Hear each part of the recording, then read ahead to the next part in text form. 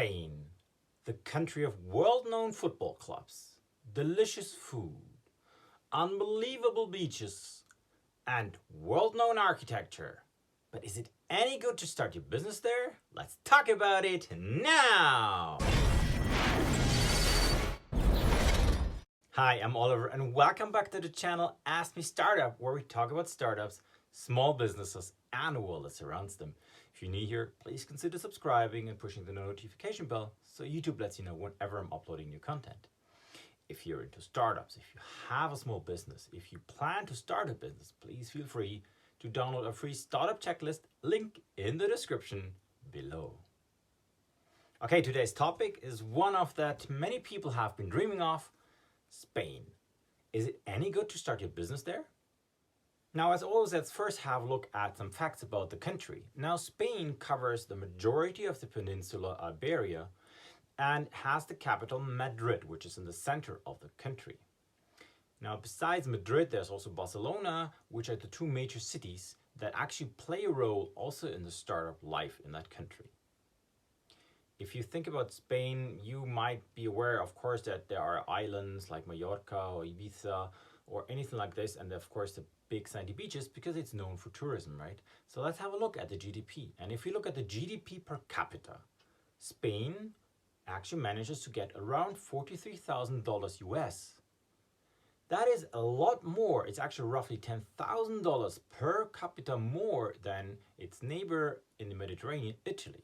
That already tells you two things. One, they're very economically active, and B, they're not as successful as, for instance, Switzerland, Netherlands, or any of the northern European countries. Nonetheless, they're doing pretty good. Now, if you want to understand whether Spain is a good place to start a business, we like to take a look at the entrepreneurial spirit. Like, what is it to start a business there? People like to do it.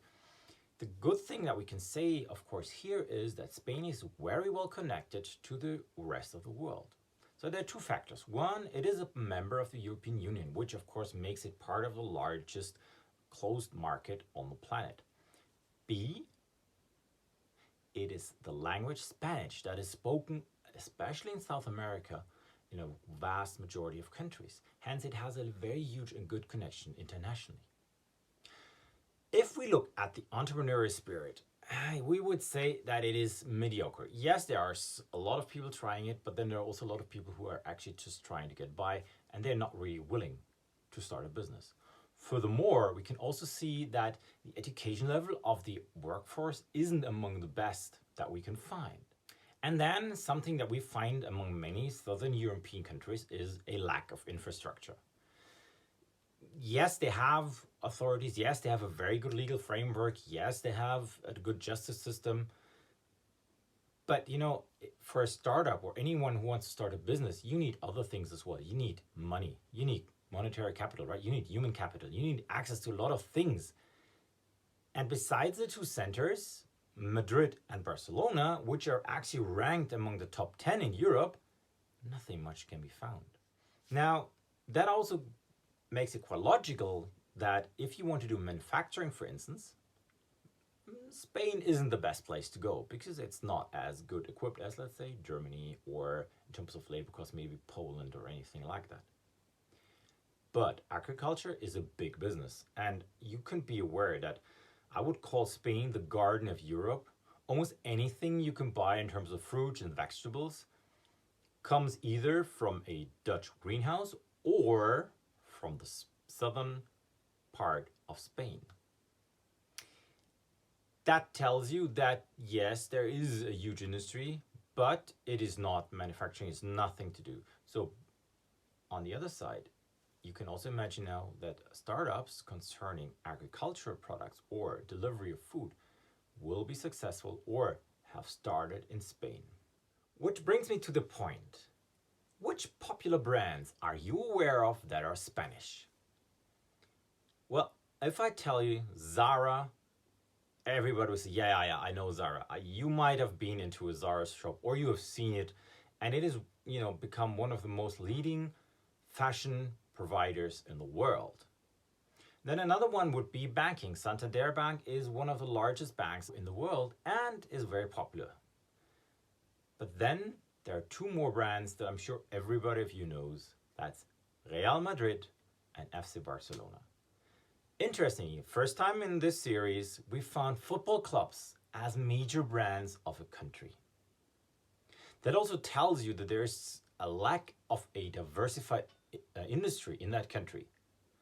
Nonetheless, these are exceptional brands. Hence, we can see that Spain seems to be a good place to launch exceptional brands. Which brings me to the point. Okay, you might love Spain now. You think, yeah, it might be the right place because you got good sun, good food, very nice people. How is it? Can I start a business there? Do I get a visa? And the good thing is, Spain has official startup visas.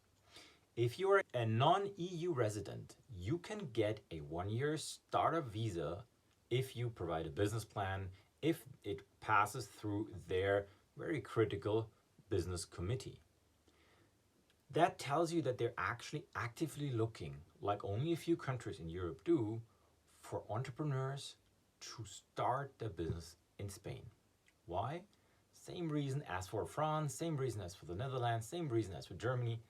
They need the jobs startups create, and they want Europe to be the determining factor in the future for disruptive technologies. So what do you need to apply for that visa? Well, first of all, right, I told you need a business plan. I mean, with all the details. If you don't know how to write a business plan, I'll link a video up here. And then, of course, you need a passport. You need to have all the legal and educational records to prove that you're a very good entrepreneur in the future. And as always, the most critical part, you need the financing. You need people who give you the money to start your business and to be self-sustained for at least 1 year. Now, that visa can be renewed every year. If you are a EU citizen and are already living there, you might get a 2-year renewal period. That also includes your spouse or husband and the kids, and might potentially also include your parents. That depends on the amount of money you have and their need to be with you in the country. And I also would like to stress that this is the first time since I'm doing this series and I've been doing the research that I found a very comprehensive 2-pager in different languages that actually describes what the visa is for, which are the real authorities you should look at, with real advice on what to do and how to do it. This is great. It actually tells you that these are professionals. They're really looking for you, the new entrepreneur, you, the new unicorn in Spain. So is Spain a good place to start your business? I think if you have a great idea that will work, let's say either in the touristic sector, in the financial sector, and or the agriculture or grocery sector, you might have a good place in Madrid and or Barcelona.